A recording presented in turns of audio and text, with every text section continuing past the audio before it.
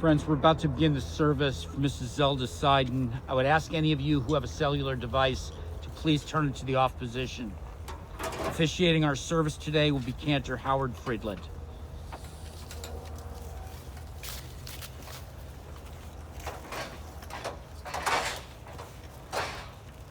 So welcome to everyone who's come in person and all of you who are viewing remotely. We'll begin with the ceremony of Kriya, the tearing of the ribbon which Glenn is wearing. It is said that when our ancestor Jacob heard of the supposed news of the death of his son Joseph, he was so overcome with grief that he tore his garment. And so today, some people still, hearing the news of the death of a loved one, tear their garment, their shirt, or a dress. Today Glenn wears a ribbon.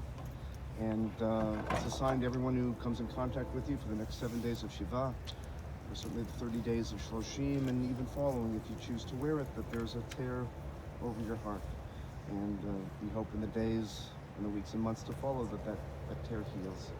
Well, it never completely closes, that you'll go back to life and the good memories of Zelda. And so we say these words, Baruch atah Adonai Eloheinu melech haolam, dayan ha'emet. Blessed are you, Adonai our God, the true judge. Adonai natan, Adonai lakach, Yishem Adonai mivarach. God has given, God has taken away. Blessed be God's name. And it may seem counterintuitive to say these words, extolling God at the time when you're overcome with grief, the loss, but it's acknowledging that everything in life exists with contrasts. And we can't take the good without the bad, we can't take the sweet. That was Zelda's long life without the end and without the loss.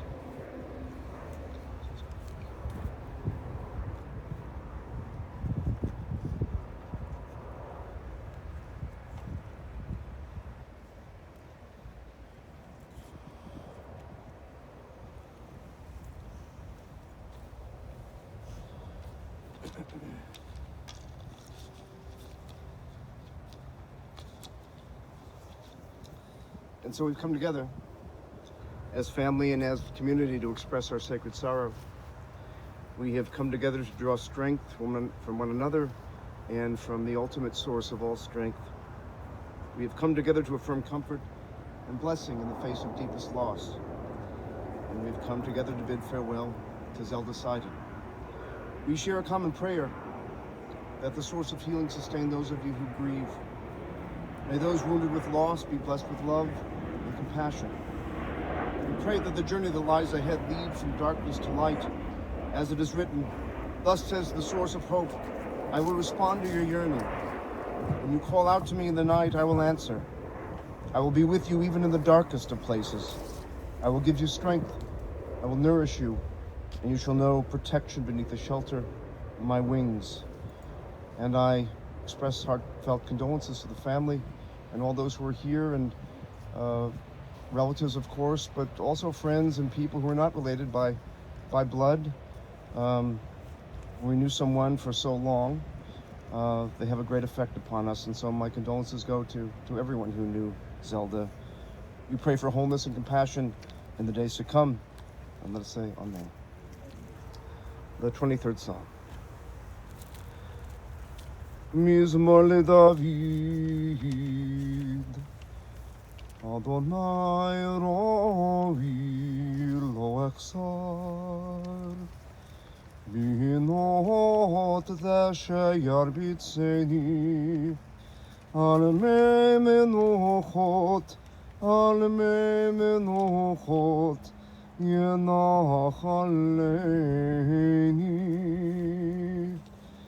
Nafshi yishovev,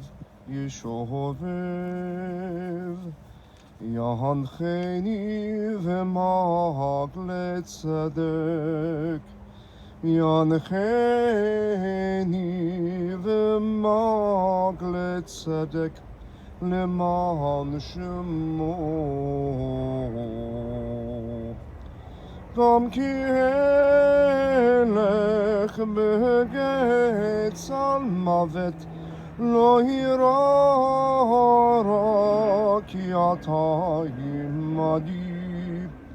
שבטך ומשענתך המה ינחמוני.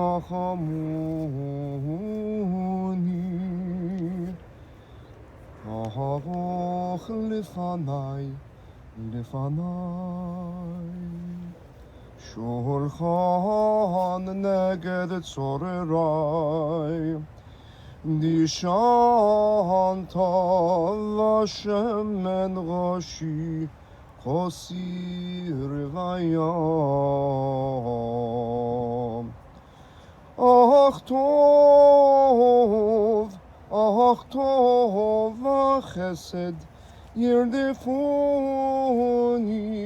כל ימי חיי. ושבתי בבית אדוני לאורך ימים.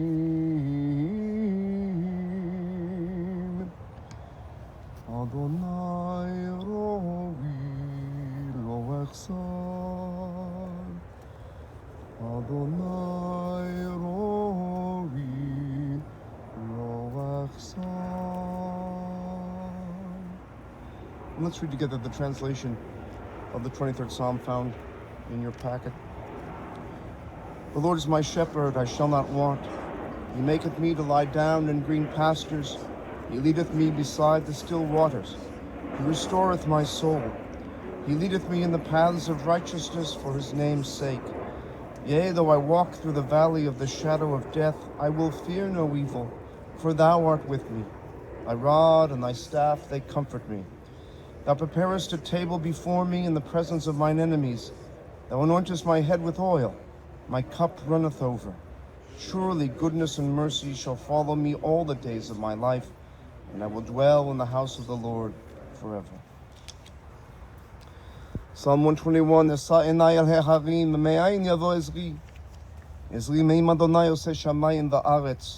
My eyes look into the void. From where will my help come? My help comes from my very source, the fashioner of order and of harmony. Your guardian will catch you when you slip. Your shelter will protect you while you sleep. Your night will not last forever, for your protector will surely bring back the sun in the morning. Your source will watch over you at all times. And as you came into this world, swaddled in loving embrace, so shall you leave. From Kohelet, the book of Ecclesiastes. A generation goes, a generation comes, but the earth remains forever. The sun rises, the sun sets, and glides back to where it rises again. Southward blowing, turning northward, ever turning, blows the wind. On its rounds, the wind returns. All streams flow into the sea, but the sea is never full. To the place from which they flow, there they flow back again. And finally this from Rabbi Alvin Fine. Birth is a beginning, and death a destination, and life is a journey. From childhood to maturity and youth to age, from innocence to awareness and ignorance to knowing, from foolishness to discretion and then perhaps to wisdom, from weakness to strength or strength to weakness and often back again, from health to sickness and back, we pray, to health again. From offense to forgiveness, from loneliness to love, from joy to gratitude, from pain to compassion and grief to understanding, from fear to faith, from defeat to defeat to defeat, until looking backward or ahead, we see that victory lies not at some high place along the way, but in having made the journey, stage by stage, a sacred pilgrimage. Birth is a beginning, and death a destination, but life is a journey, a sacred pilgrimage.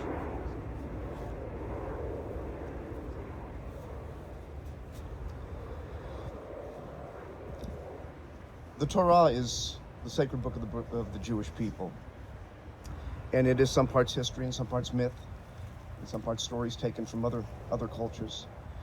But when we read it, no matter what kind of Judaism we practice, we have not changed the words. No one, to my mind, has ever changed the words we read. And in the Torah, We find characters who are examples of the best way to live our lives, and we have characters who show us the worst way to live our lives. And often those two characters are embodied within one human being, as is no surprise. We're all human beings, imperfect, trying to do the best that we can, and we're all trying to answer the questions. How do we come to be here? What's our purpose here when we're living? What do we leave behind to those who remain after us, and where do we go once we leave here? Some people manage to answer many of those questions during their lifetime. Some don't manage to answer any of them. But I can probably say with some certainty that Zelda answered a lot of questions. A life of 105 years. It's amazing. It's almost unfathomable, except in your family where people lived. Her siblings lived to 100 years, and then just shy of 100 years. You have great genes. It's a blessing and a curse, really, in many ways, to live so long. And I was talking to Joe yesterday, like, did Zelda at her 100th birthday even think she would live 5 more years, which is an eternity to someone who's 100 years old, right? And did she think she was special because of it, that she'd been blessed by the gods in some way? Maybe not, but it's amazing to see the kinds of things that Zelda saw in her lifetime. But really a life, even though we choose to live, everyone wants to live as long as we can. We were talking before, maybe it's better to go a little bit sooner, right? Maybe you don't want to live so long. You lose your friends, the people you used to hang out with. But certainly Zelda never lost her zest for living and life. As Joe said, if we were to scan Zelda's whole life, we'd be here for 3 days and longer. So we won't do her entire life. All of you knew her. I did not know her, and it's the privilege of doing the work that I do that I gain some insight into someone's life, and maybe find a better way to live my own because of their life. And so here's Zelda's life as it was told to me. The basics. She was born in Chicago, lived in Maywood, graduated from Proviso East High School. She was the oldest of 3 siblings, and though they were only separated by 11 months each, Zelda was really the second mother in her household. She was a tennis player. She graduated, she married early, and she had always worked in the home, but she ended up working for coin-operated laundry, which is the family business, and eventually her son owned the laundry, and it turned over to someone else, and she still worked. She worked until her 90s. She was probably the only person, usually when you have a caregiver, the caregiver helps you get up from bed in the morning, or they help you get to your walker.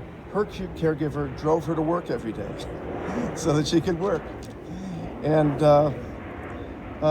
Zelda herself drove a car into her 90s, as you all know. She was stopped by the police many times, and evidently she was stopped once, and she was asked what the speed limit was, and when the policeman told her, she said, "Honey, I can walk faster than that." And I guess she didn't get a ticket that time. But she was known as Nana Chichi, after a dog, or Nanny, or Grandma. And she had the keys to everybody's house, and she could come and go as she wanted. Family was everything to her, as you all know. All of you were everything to her. Her hobbies were cooking, which she did very, very well. She made basic brownies and graham cracker cake, would make an apple pie if you wanted. She'd make you anything you wanted. And I'm told that she was very competitive too, that she wanted to know that her baked goods were always the best baked goods. She was a dancer, used to dance with Philip, dance the jitterbug in the house. She loved music. She was a mall walker. She went to the Northbrook Mall where she walked 4 miles daily. I used to walk there myself. We probably ran into each other at some point. She loved golf. She loved scotch. She loved road trips with her husband. She also traveled to Israel, to Arizona, and she once flew to New York for the day to see her granddaughter on Broadway. I think that warrants a trip in for the day.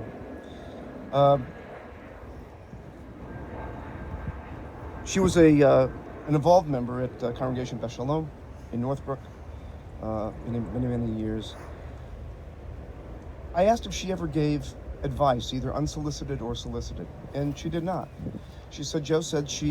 Zelda said, learn it on your own, and that was her advice, right? Learn it on your own.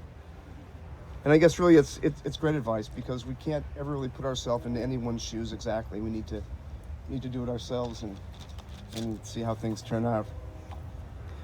She loved being together with a family. She would drop everything to do anything for anyone. Every grandchild thought they were her favorite.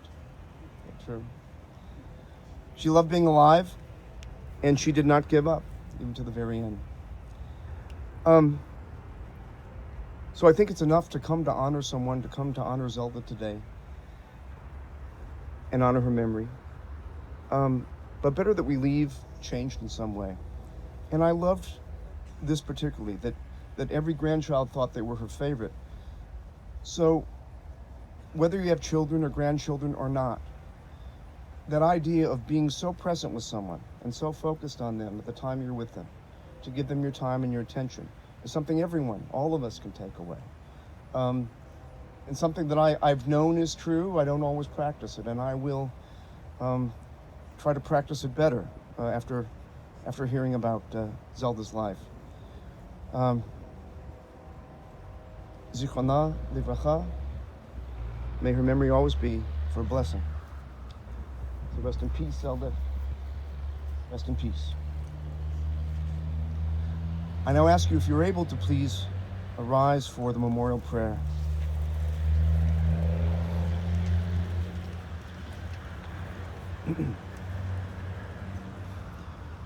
El male rachamim, shochen bam ramim, hametzeh menucha nechona tachat chanfei hashchina, במעלות קדושים וטהורים, כזוהר הרקיע מסירים את נשמות גיטל בת אלתר שהלכה לעולמו. אנא בעל הרחמים הסתיריה בסתר כנפיך לעולמים, וצרור ביצור החיים את נשמתו. אדוני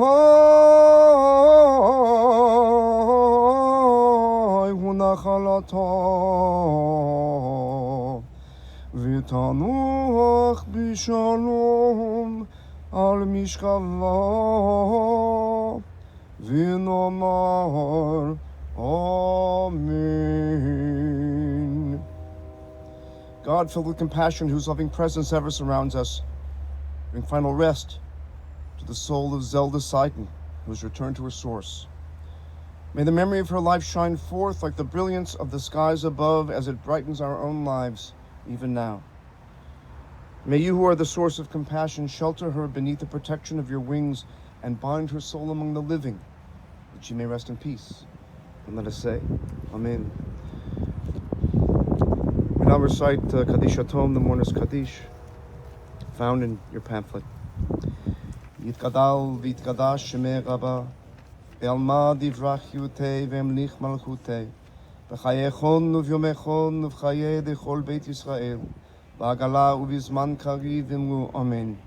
Yehei shemei Rabba mevarach le'olam olamei almaya, yitbarach v'yishtabach v'yitba'al v'yitromam v'yitnaseh, v'yitadal v'yitaleh v'yithalal shemedu kudsha b'rechu, le'ela min kol birchata v'shirata, tushbechata v'nechemata, v'meiran be'alma v'imru Amen.